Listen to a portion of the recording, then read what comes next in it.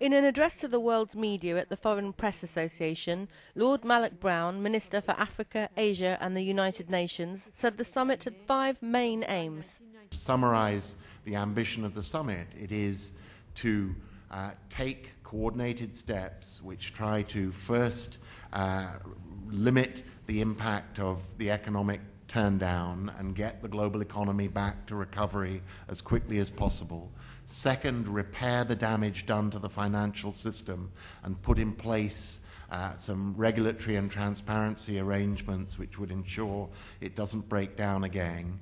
Third, make sure that poor countries and middle-income countries' needs are also addressed at this summit in terms of the special financing and support that they need, which is not domestically available to them.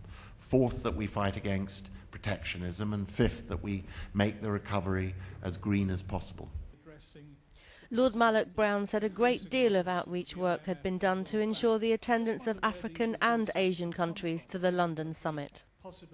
Gordon Brown has used his inviting privilege as host to invite 2 extra representatives, one, the chair of NEPAD, the economic development arm of the interstate mechanisms of the African Union, which is chaired by the Ethiopian Prime Minister Meles Zenawi, to invite him to come, accompanied by Jean Ping, the head of the African Union.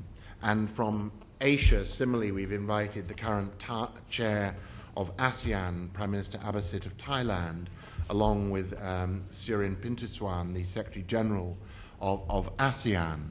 So, we've really gone out of our way to enhance the outreach. And I, myself, in addition to going to the African Union Summit, briefing African leaders on the G20, encouraging them and working with them to present a plan of Africa's needs to the summit, and we have some follow-up meetings in London and elsewhere to kind of make sure that input happens. The conference heard that if the London summit was to be a success, it was vital to ensure that the voices of poor countries are heard at G20.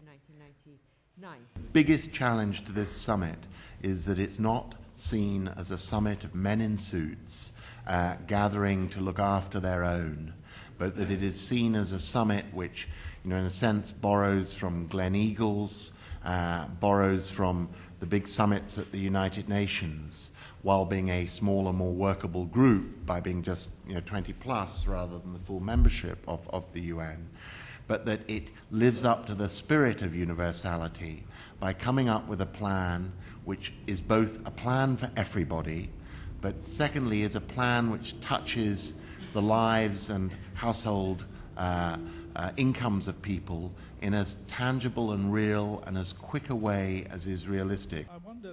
The London summit begins on April the 2nd.